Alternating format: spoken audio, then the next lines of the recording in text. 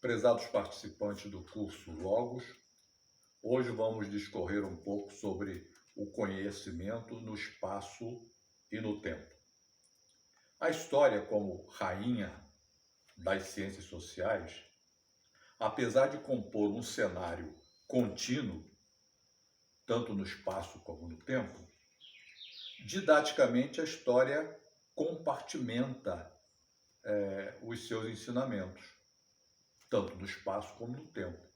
Então a história pode ser contada, a história do Ocidente, a história do Oriente, a história da Europa, a história da Ásia, a história das Américas, a história do Brasil, a história de um estado, a história de um local qualquer.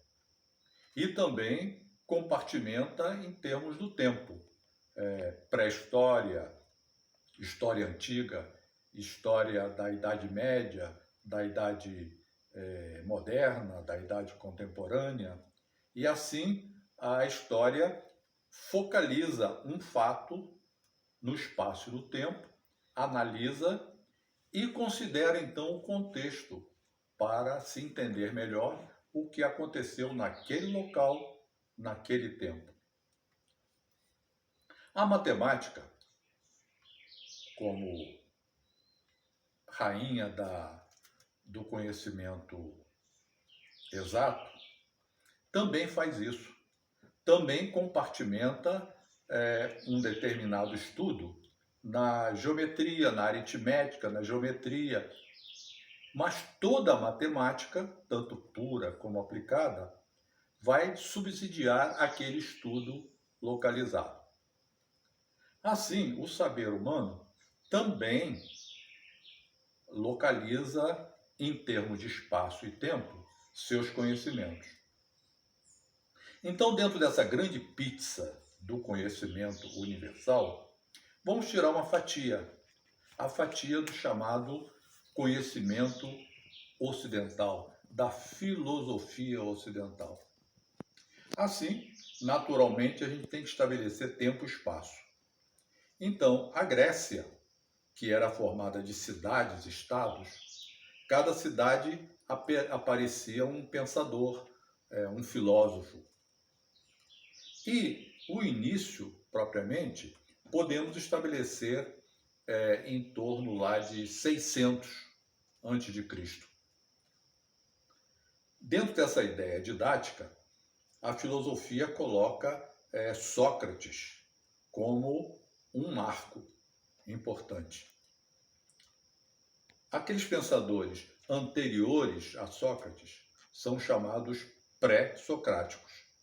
Sócrates é essa marca temporal e os pensadores depois dele são chamados de pós-socráticos. Os pensadores antes de Sócrates são muitos. A gente ficar citando um por um seria muito difícil. Então eu escolhi mais ou menos 4 deles para estabelecer uma referência. Então o mais remoto lá que a gente encontra é Tales. Tales da cidade de Mileto, 600 anos antes de Cristo. Tales é um pensador eclético, como praticamente todos os filósofos gregos, eles pensavam sobre tudo. Na mesma ocasião, ou 50 anos depois, surge Pitágoras, criando uma escola pitagórica. Não é ele isolado, Pitágoras. Ele cria uma escola com muitos participantes, muitos discípulos. 50 anos depois, surge uma dupla, Heráclito e Parmênides. Eles vão abrir uma polêmica bem interessante que vamos comentar depois. Mais ou menos considerado pré-socrático, mas nem tanto, porque ele é praticamente contemporâneo a Sócrates, é o Demócrito, que vai colocar uma cosmologia e uma análise da matéria, vai criar a ideia de átomo, mas ele é empurrado um pouquinho para o grupo dos pré-socráticos. Muito bem, chegamos então na divisória desse compartimento filosófico ocidental. Sócrates naquela guerra, naquela competição com os sofistas. Os sofistas eram filósofos que eram considerados professores, mas eles cobravam pelo conhecimento. Eles davam aula dependendo de quem pudesse pagar. Então era por alguns chamados mercenários do conhecimento. E as ideias desses sofistas era combatido por Sócrates.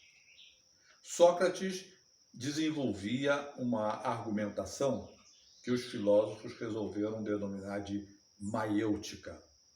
Então, a maiêutica socrática é uma discussão do assunto em que Sócrates dificilmente respondia uma pergunta. Ele fazia uma outra pergunta em cima da pergunta feita. E ele procurava argumentar tentando levar o seu opositor ao ridículo, a ele mesmo verificar que seu argumento era inconsistente.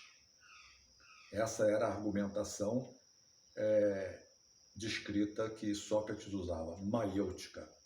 E essa maneira meio irônica talvez tenha possibilitado alguns adversários, alguns desafetos que combinaram lá com a acusação dele de perverter os jovens de Atenas. E acabou sendo morto lá, levado a tomar cicuta. Dois conceitos importantes de Sócrates marca o início dessa nova etapa da filosofia. Quando ele é pressionado de que ele se julgava conhecedor, saber mais do que os outros, ele declarou: como eu sou o mais sábio, se eu só sei que nada sei. E essa frase se tornou uma marca muito importante da filosofia. A gente não querer saber mais do que é possível. A gente tem que ter a humildade de saber que a ciência, o conhecimento, tudo evolui, tudo cresce, tudo se desenvolve. Como então a gente se julgar sabedor disso ou daquilo? Então Sócrates inaugurou essa postura humilde perante o conhecimento. Só sei que nada sei. E também, dentro dessa marca filosófica, ele lançou o conhece-te a ti mesmo. Ele achava, ele pregava, ele discursava no sentido de que a pessoa tem que se conhecer a si mesmo primeiro, antes de querer conhecer os outros ou as coisas. Apesar de que dizem que Sócrates viu essa frase, lá no oráculo. O oráculo era um local onde as pessoas, os pensadores, iam para tentar ver qual era a mensagem dos deuses para ele. E na entrada desse oráculo, dizem que tinha essa frase: conhece-te a ti mesmo. E Sócrates pegou esse gancho e firmava a sua argumentação, a sua filosofia em cima dessa ideia. Bem, Sócrates não escreveu nada, não consta nada sobre isso. Vamos dar uma parada aqui, como uma primeira parte, porque nós vamos em seguida falar sobre Platão. Então, até já, a gente continua a nossa exposição.